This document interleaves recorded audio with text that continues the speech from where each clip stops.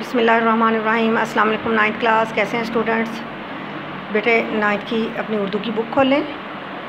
ہم پڑھ رہے تھے پیوستہ رہ شجر سے امید بہار رکھ۔ اس کے شاعر کا نام ہے علامہ محمد اقبال۔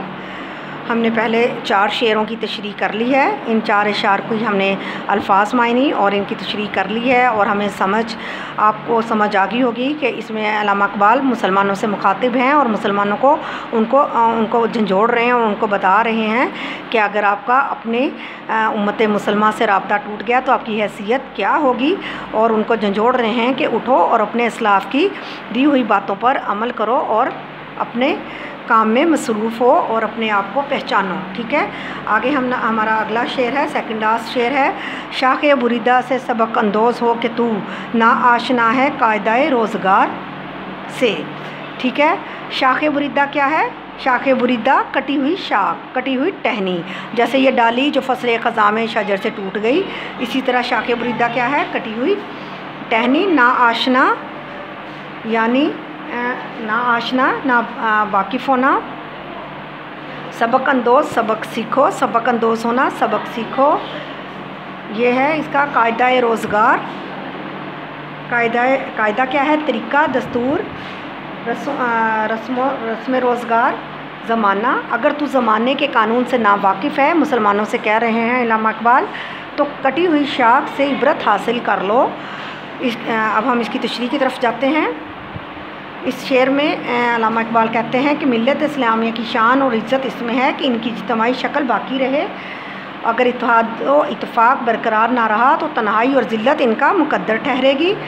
پھر اس رسوائی کی وجہ بھی خود فرماتے ہیں، وہ زمانے میں معزز تھے مسلمان ہو کر اور تم خوار ہوئے تارک قرآن ہو کر، کہ وہ جو ہمارے اسلاف تھے وہ مسلمان تھے اور اسی لیے وہ انہوں نے معزز اور عزت پائی زمانے میں، اور تم خوار ہو رہے ہو اپنے قرآن سے دور ہو کر۔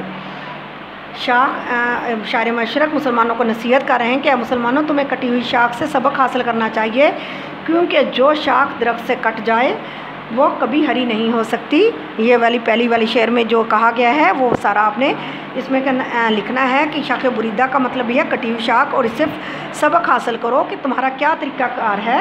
یہ آفاقی اصول کائنات کی ہر چیز پر لاگو ہوتا ہے۔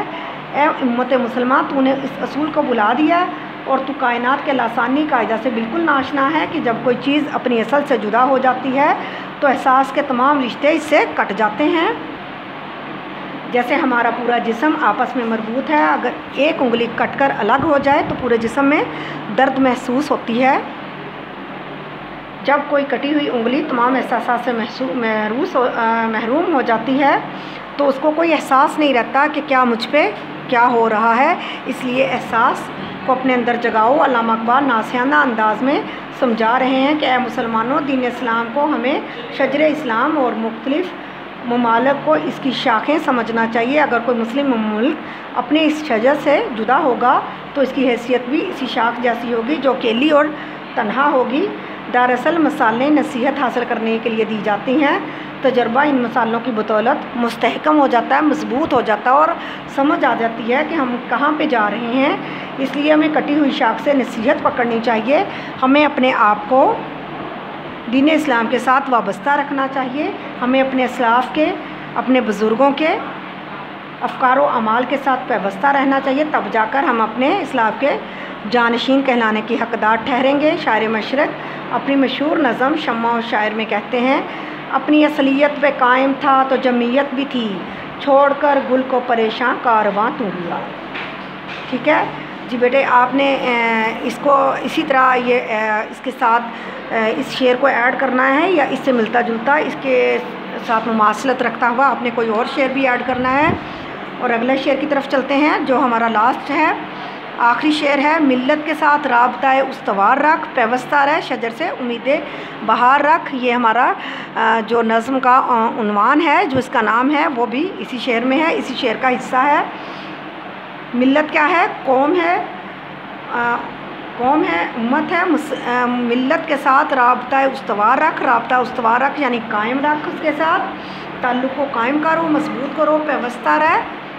پیوستہ رہ شجر سے امید بہار رکھ، جڑا رہ، ملا ہوا رہ، ملت کے ساتھ اپنے تعلق کو جوڑے رکھو اور بہار کی امید بھی رکھی جا سکتی ہے۔ اگر آپ ملت کے ساتھ اپنے رابطے کو استوار رکھو گے، جوڑ کے رکھو گے، تو آپ بہار کی امید رکھ سکتے ہو۔ ٹھیک ہے، اب ہم آخری شعر کی تشریح کریں گے۔ شاعر مشرق علامہ اقبال اس شعر میں امید بہار کا حوصلہ افزا پیغام دیتے ہوئے کہتے ہیں کہ اے امت مسلمہ کے جوانوں، ملت اسلامیہ کے ساتھ اپنے تعلقات کو مضبوط کرو، آپس میں انتشار سے بچو اور اتفاق کو خوب بڑھاؤ۔ تمہارے آپس کے تعلقات مستحکم ہونے چاہیے۔ اے مسلمانوں، شجر اسلام کے ساتھ پیوستہ رہو اور دلوں کی امید بہار سے پر رکھو۔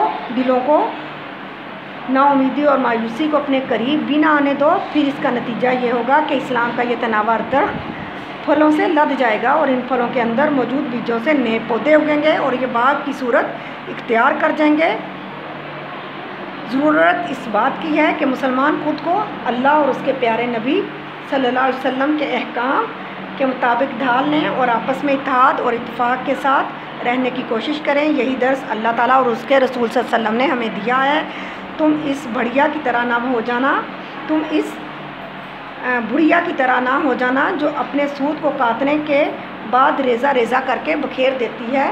اس لیے اپنے آپ کو اپنے ملت کے ساتھ جوڑے رکھو اور امید کی بہار کی جو امید ہے وہ اپنے ہاتھ دامن سے نہ چھوڑو۔ یہی جو ہے علامہ اقبال کا ہم مسلمان قوم کو یہی پیغام ہے، اور آپ نے اس کو اچھے سے یاد کرنا ہے، اس کی تشریح کو، اور اس کا مرکزی خیال آپ نے یاد کرنا ہے اور اس کو اپنی کاپی پہ لکھنا ہے۔ اوکے جی، اللہ حافظ۔